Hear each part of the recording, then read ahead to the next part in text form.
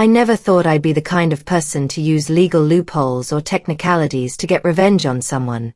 But sometimes life corners you in ways you never expect.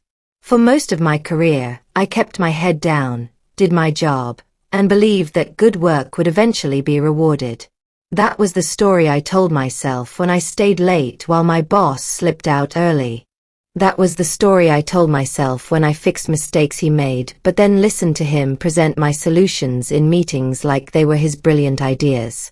I believed the system would notice, that the right people would eventually see me. But the truth is the system wasn't designed to reward people like me. It was designed to protect people like him. My boss, let's just call him Dan, had been at the company for almost 20 years. He wasn't particularly smart, wasn't particularly driven, but he was a master at one thing: managing up. He could make the higher-ups believe he was indispensable. He spoke their language, always made sure to copy them on emails at the right moment, and somehow got credit for entire projects he barely touched. Meanwhile, people like me carried the weight.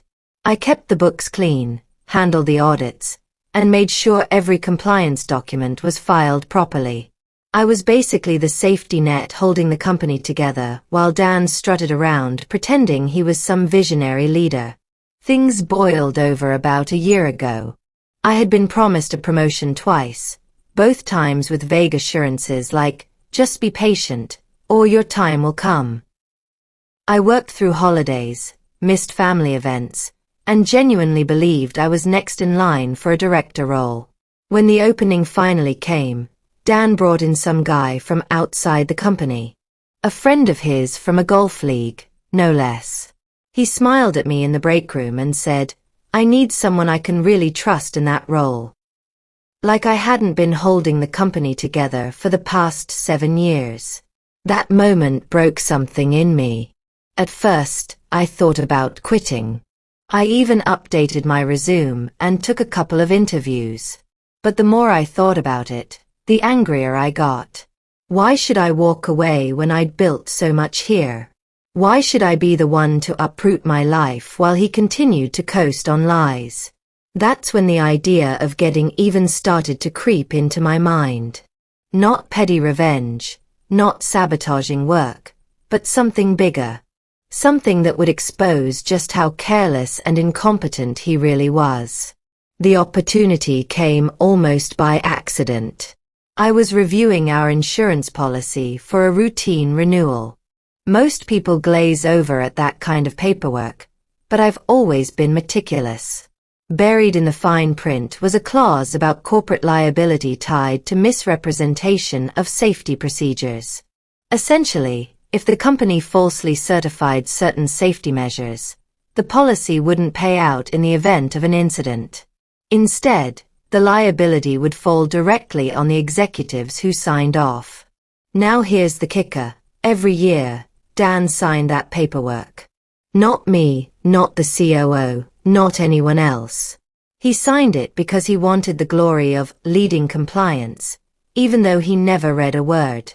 I knew for a fact that some of the certifications were lies. We didn't have the updated fire suppression system he swore we did. We hadn't run a single evacuation drill in 3 years, even though he checked the box saying we did them quarterly. I had flagged these issues in emails, but of course he ignored them. So I started quietly building a file. I collected copies of the certifications with his signature. I printed out my emails where I warned him about the missing drills. I documented everything. I wasn't sloppy, I wasn't dramatic. I just kept stacking facts on top of facts. It felt like gathering kindling for a fire I wasn't sure I'd ever light. Then, like clockwork, the universe handed me the match. One of our facilities had a small electrical fire. Nothing catastrophic, thank God, but enough to trigger a review from the insurance company. They came asking for records of drills, system inspections, all the stuff I knew we didn't have. Dan tried to bluff, telling them everything was fine, but they weren't buying it. That's when I slid my file across the table to the investigator. I'll never forget the look on Dan's face. He went pale, then red, then pale again. The investigator asked him point blank why he signed documents certifying procedures that clearly hadn't happened. He stumbled, tried to throw me under the bus, but the paper trail was undeniable. Every email, every warning, every signature, it was all there in black and white. The fallout was brutal for him. The insurance company pulled coverage for that facility, leaving the company exposed to millions in liability. The board of directors had no choice but to act. He was fired within a week, escorted out like some criminal. They even opened a formal investigation into whether his actions constituted fraud. His entire career, built on shortcuts and manipulation, went up in smoke because he couldn't be bothered to actually read what he was signing. As for me, I didn't exactly come out unscathed. The board kept me on because they realized I was the only one who actually knew what was going on, but my reputation inside the company is complicated now. Some people see me as a hero for finally taking him down. Others see me as a backstabber, someone who took down her boss instead of being a team player. I'll admit, it eats at me sometimes. I lie awake at night wondering if I crossed some invisible line. But then I think about the years I spent being overlooked, the raises that never came, the credit I never got, the nights I spent away from my family while he schmoozed clients and pretended to be the backbone of the company. And I realize I don't feel guilty at all. I didn't forge anything, I didn't manipulate the truth. I just refused to keep covering for him. If that destroyed his career, that's on him, not me. The strangest part is how quiet the office feels now.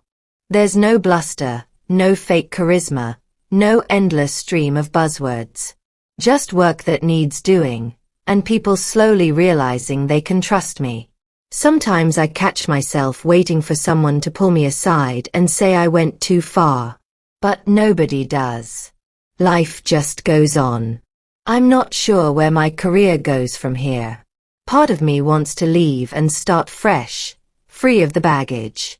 Another part of me feels like I earned the right to stay, to finally claim the space I've been denied for so long. All I know is I proved something to myself. I proved that even the smallest person in the system can make it collapse if they know where to push. And I guess that's the truth I wanted to get off my chest. I didn't just destroy my boss. I destroyed the illusion that I had no power.